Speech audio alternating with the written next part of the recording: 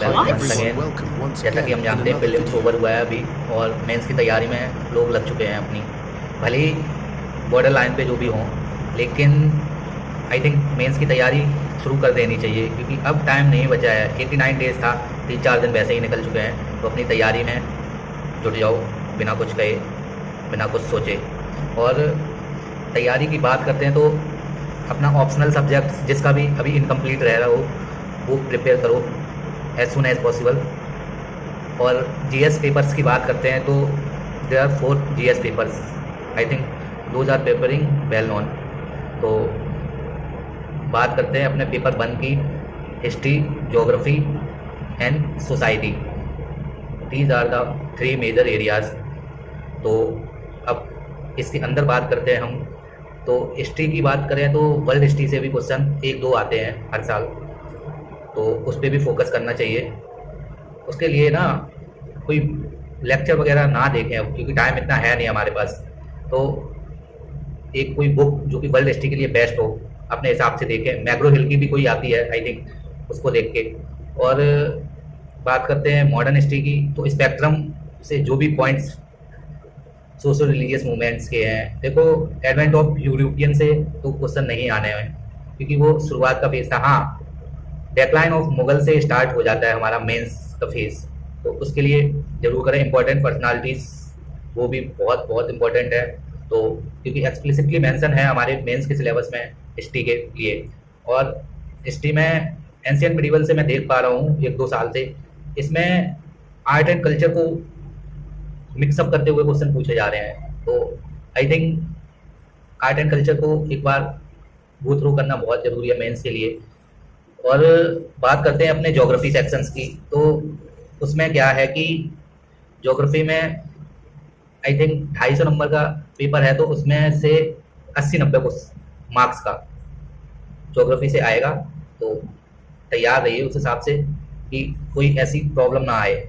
Geography में mapping पे ज़्यादा फोकस करिए, क्योंकि अगर आप डायग्राम्स बनाएंगे, मैप में कोड करेंगे, लाइक कोई पर्टिकुलर लोकेशन है, तो उसके थ्रू जो मार्किंग का जो पैटर्न है ना, तो वो बेनिफिशियल होगा अगर आप उससे करेंगे कोड। तो फिर ज्योग्राफी की बात है तो ज्योग्राफी के लिए जीसी लियोंग और अपना जो भी डीआर कुल्लर या माजिद हुसैन, उसमें से बुक को पढ़ें, पॉइंटर्स देखें क्या क्या उसमें पॉइंट्स हैं, वो इम्पोर्टेंट है, ना कि पूरा बुक पढ़ना है सच। ये तो मैं नहीं रिकमेंड करूँगा। और अब बात करते हैं सोसाइटी की, तो सोसाइटी के लिए अपना एनसीईआरटी बुक्स आती हैं, वो बेसिक के लिए आई थिंक जिसने भी तैयारी करी है अभी तक तो उसका सोसाइटी कंप्लीट हो चुका है वो विद नोट्स। सोसाइटी में भी बहुत से टॉपिक्स हैं, अर्बनाइजेशन, ग्लोबलाइजेशन, इसके effects on the society, changing pattern of the society, और भी बहुत सी चीज़ें लाइक टेक्नोलॉजीज कैसे अपडेट हो रही हैं, और अनएम्प्लॉयमेंट का रेशियो कैसे क्या, वो सारा कुछ, और हेल्थ सेक्टर, पॉवर्टी, ये सारा सोसाइटी में आ जाएगा। सोसाइटी में भी मैं देख पा रहा हूँ मार्जिन बढ़ता जा रहा है, ज्योग्राफी का कम हो रहा है उससे, और मैंने हिस्ट्री का भी देखा है वो कम होता जा रहा है। तो अभी पेपर 1 की बात करते हैं तो डोमिनेट कर रही है सोसाइटी, तो कतई भी हल्के में ना लें, जितना भी हो उसे तैयार करके रहें। और जो भी रिपोर्ट्स हैं नेशनल फैमिली हेल्थ सर्वे की, उसको जरूर एक बार गो थ्रू करें, क्योंकि ये जो डेटा होगा आप इनकलकेट करेंगे मेंस में उतना ही बेनिफिशियल होगा। और अब बात कर लेते हैं अपने जीएस पेपर 2 की, जो कि अपना पॉलिटी कॉन्स्टिट्यूशन से है और आईआर भी इसमें आता है। तो पॉलिटी कॉन्स्टिट्यूशन एंड गवर्नेंस भी आएगा इसमें, सॉरी। तो गवर्नेंस के लिए आप तैयार रखिए चार्टर्स अपने जो भी हैं, सिटीजन चार्टर, और role of civil services in democracy, और we can say in government implementation policies के लिए ब्यूरोक्रेसी का यूज़ होता है। प्रीलिम्स में भी क्वेश्चन आया था इसका। तो गवर्नेंस का जो भी है वो आप तैयार करके रखिए। गुड गवर्नेंस, उसमें क्या क्या एथिकल कंडक्ट्स हैं ये तैयार रखिए। और पॉलिटी की बात करते हैं तो गवर्नर हुआ, अपना प्रेसिडेंट हुआ, वाइस प्रेसिडेंट इस साल बहुत न्यूज़ में रहा है, तो एक बार उसको भी गो थ्रू होके जाओ। और जो भी इम्पोर्टेंट जजमेंट्स हैं एफआर से लेके डीपीएसपी से लेके सिटीजनशिप को लेके, या फेडरलिज्म फीचर्स जो हैं सेंट्रल स्टेट के लिए, फाइनेंस कमीशन की रिपोर्ट्स, वो भी एकदम तैयार करके जाओ। और सरकारिया कमीशन, पंची कमीशन, इनको भी एक बार देख के जाओ क्या क्या इसमें आ सकता है। और हाँ, ज्योग्राफी के लिए मैं आपको बोलना चाहूँगा कि एक बार गवर्नमेंट्स की वेबसाइट्स जरूर, पीएमएफ वगैरह जो भी होते हैं, एक बार उसको भी सर्च करो। क्योंकि ज्योग्राफी से क्वेश्चन जो आएंगे वो ट्रेंडिंग में इशू चल रहे हैं, वो उससे ओवरलैप हो सकता है। तो नो डाउट तैयार करके जाओ। रही बात अपने आईआर सेक्शन की, तो इंटरनेशनल रिलेशन की बात करें, एज सच कोई बच्चे अवॉइड करते हैं इस चीज़ को कि नहीं आईआर हो जाएगा, मैं बुक से कर लूँगा, करंट अफेयर से कर लूँगा। इसमें भी प्रोस्पेक्टिव्स आते हैं, तो वो तैयार करके चलो। जो भी ऑर्गेनाइजेशन है, डायस्पोरा अपना बाहर रह रहा है, क्या क्या रेमिटांस आ रहे हैं, तो और इसके कल्चरल एक्सचेंज से हमारा जो डिप्लोमेसी है, सॉफ्ट पावर, हार्ड पावर, ये सब चीज़ एक बार आप कोई बुक ले लो। आई थिंक ले भी ली होगी जिन्होंने तैयारी करी है पहले से, तो वो मस्ट है। आईआर से भी 80-90 मार्क्स का क्वेश्चन आ सकता है, कोई दिक्कत नहीं है। क्वालिटी का वेटेज उसमें कम हो सकता है, गवर्नेंस का भी। तो ये मेजर पेपर के एलिमेंट्स थे, 3 की एलिमेंट्स बोल सकते हैं पेपर 2 के। अब शिफ्ट करते हैं पेपर 3 की तरफ। उसमें economy, environment, disaster management, science and tech, ये सारे, और हाँ इंटरनल सिक्योरिटी, 3-4 से हैं। तो 1 बाई 1 बात करते हैं। इकोनॉमी में आई थिंक 40% पेपर 100 नंबर, 250 में से 100 नंबर आपका इकोनॉमी सेक्शन से आएगा। और इसको बिल्कुल भी हल्के में नहीं लेना है, क्योंकि मैंने देखा है मोस्टली स्टूडेंट्स के मार्क्स पेपर 3 में कम रह जाते हैं, पेपर 1 और पेपर 2 में काफ़ी हाई होते हैं, इसमें अंडर 100 आ जाते हैं। इस part 2 of mains syllabus discussion. तो हमने पार्ट 1 में क्या किया था कि पेपर 2 तक आई थिंक डिस्कस कर लिया था, स्टार्ट भी कर दिया था जीएस पेपर 3 का। तो अब बात करते हैं इकोनॉमी की। तो इकोनॉमी अपना डोमिनेट करता है 40%। तो 40% में बैंकिंग सेक्टर, मेंस के कुछ टॉपिक हैं, मॉड्यूल तो इसके आई थिंक 20 मॉड्यूल्स के चैप्टर वाइज बात करते हैं। लेकिन जो कोर टॉपिक्स हैं, banking, cashless economy, external sector, incoming जो कि अपनी जीडीपी वगैरह, ठीक है, और जो भी बास्केट्स आते हैं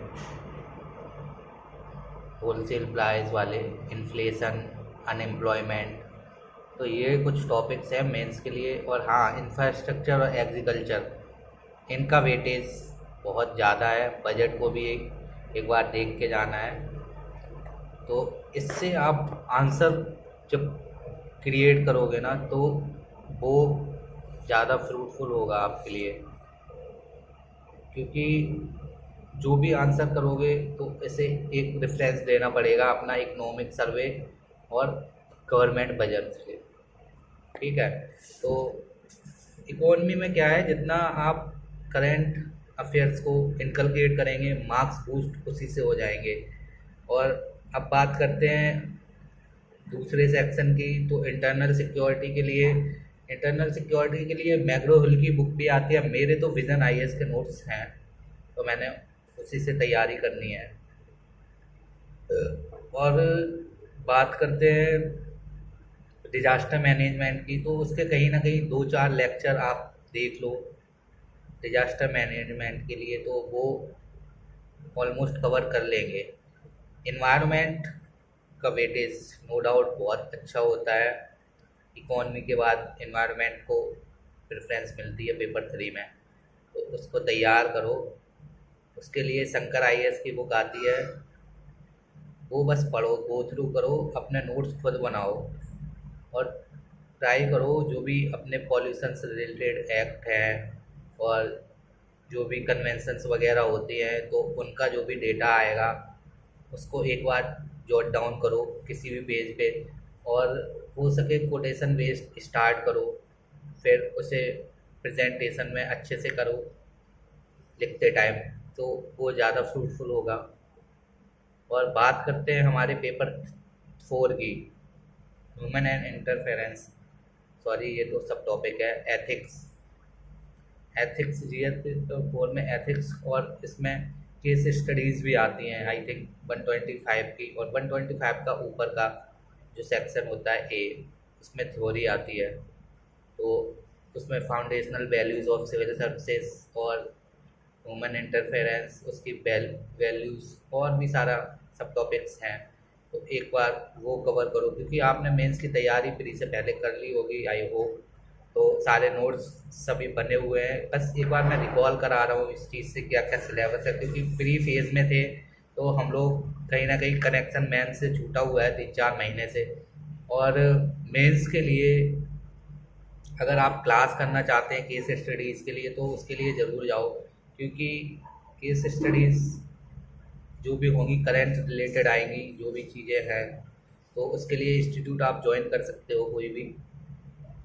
हालांकि मेंस आंसर राइटिंग के लिए आप अगर कोई कोचिंग ज्वाइन कर लेंगे तो ज़्यादा फ्रूटफुल होगा, क्योंकि खुद से एग्जाम्पल करना क्रिएट ये बहुत दिक्कत देता है अभी इस टाइम, और फिजिबल भी नहीं है देखा जाए, क्योंकि हम लोग अभी प्रिपरेशन में लगे हुए थे प्री की, तो इतना टाइम था नहीं मेंस के लिए। तो जो भी काउंटर एग्जाम्पल्स हैं वो इंस्टीट्यूट वाले हमें प्रोवाइड करेंगे, तो एक बार इंस्टीट्यूट ज्वाइन कर लो। और वो इवेलुएट भी करते हैं, अगर कोई प्रॉब्लम है तो लाइव क्लास में बता देते हैं।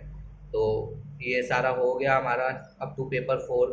उसके बाद ऐसे की बात करते हैं, तो ऐसे की जो थीम्स दे रखी हैं वेबसाइट पे जाके चेक करिए। ऐसे तो फिलोसफिकल ऐसे आते हैं और करेंट बेस्ड भी आते हैं, तो एक फिलोसफिकल ऐसे तो पक्का आना है, कुछ सालों से मैं देख पा रहा हूँ। तो उसके लिए रेडी रहिए क्योंकि ऐसे भी डिसाइडिंग फैक्टर होता है मेंस में, क्योंकि जीएस में मोर और लेस सभी स्टूडेंट्स के मार्क्स सेम होते हैं जो भी सिलेक्ट हो रहे हैं। जो डिफरेंस आता है वो आ जाता है हमारे ऐसे पेपर और ऑप्शनल पेपर से।